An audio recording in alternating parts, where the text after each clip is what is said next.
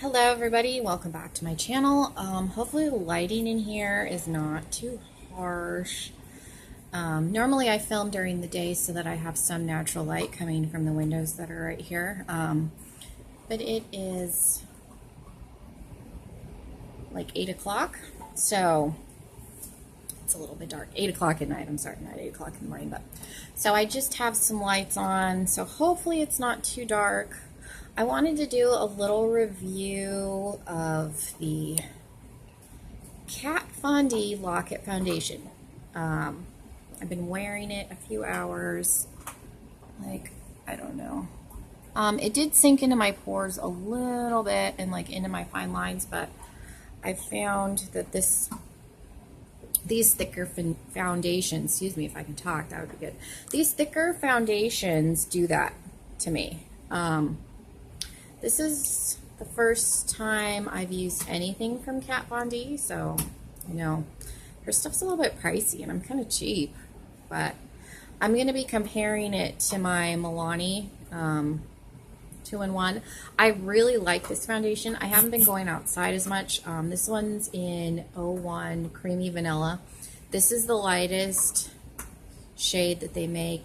It's like super yellow undertoned, which is good because I am very fair, but I'm not pink undertoned. I'm yellow undertoned, but I haven't been going outside as much, so I feel like this is running a little dark on me. So I'm thinking I'm going to be mixing this in with this just a little bit because I am in the shade Light 44 Cool, which is, I feel like this is just a hair light, but I tested like, because 45 was pink undertone, and then 46 was just a hair too dark. So I feel like if I mix a little bit of this in with this, they're very similar consistencies and coverage. They're both at full coverage, so I feel like this mixing in with that would probably be okay. And then so far I like it. I mean, it wore fine, like I said. It did settle a little bit, but these thicker foundations on me, I'm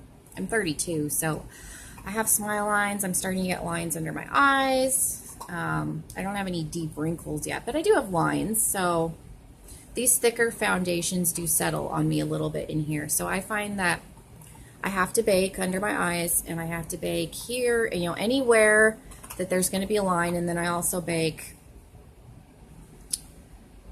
anywhere I put concealer. So I typically tend to be baking like 3/4 of my face, which some people is probably like, you're drying your skin out. But if I don't bake, these thicker foundations settle.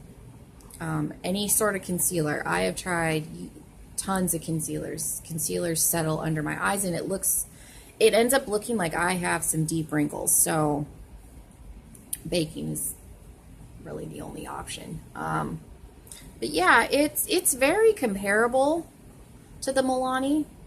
Consistency is the same to me. I think it's funny because this, how much is this? This is 1 fluid ounce of product, and this is 1 fluid ounce of product. I'm like, so much packaging, and you're paying for the packaging. But I had a gift card, and I didn't really need anything, so I was like, my boyfriend was like, try something new.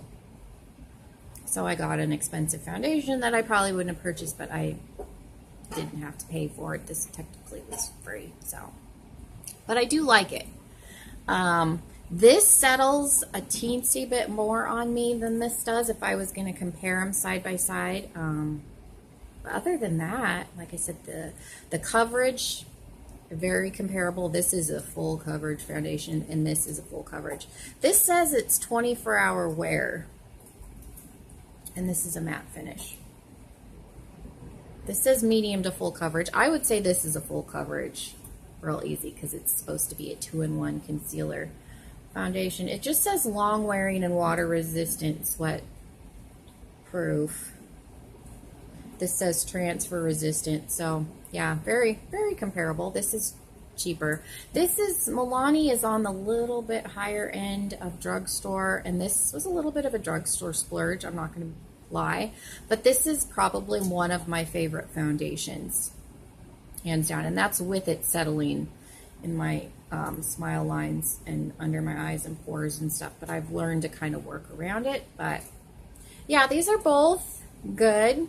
So far, I really like this. I really would like to get an eyeshadow palette of hers at some point, but that'll be another splurge item for me down the road. But so far, I'm gonna leave it on a little bit, and I'm wearing, it kind of looks black right now because it's kind of dark. This is a Dr. M from ColourPop. This is actually a green lipstick.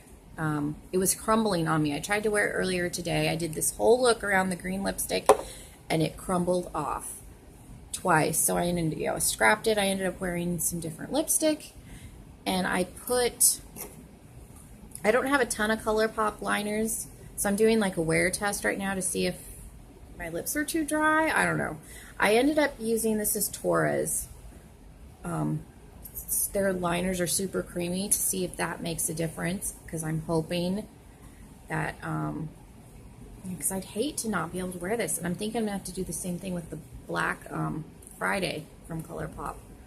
So that's why I have the green deck on. But so far, it's not flaking, so I'm excited because, I mean, I have a green lipstick. I bought a green lipstick to be able to wear the green lipstick, and I'm going to be really upset if it, I've never, as drying as these are, I've never had one flake on me. So yeah, that was really bizarre. So I'm doing a little wear test on that. But yeah, just a little video just on my foundation. Sorry, I'm looking a little grainy. The lighting is still a process for me. But yeah, thank you guys so much for watching. Please subscribe if you haven't already. It would mean the world to me.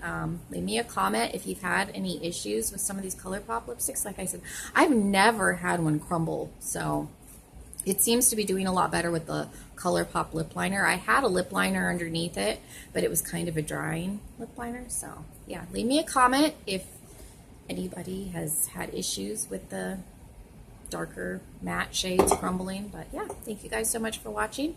Don't forget to subscribe, and I'll see you guys in my next video. Bye.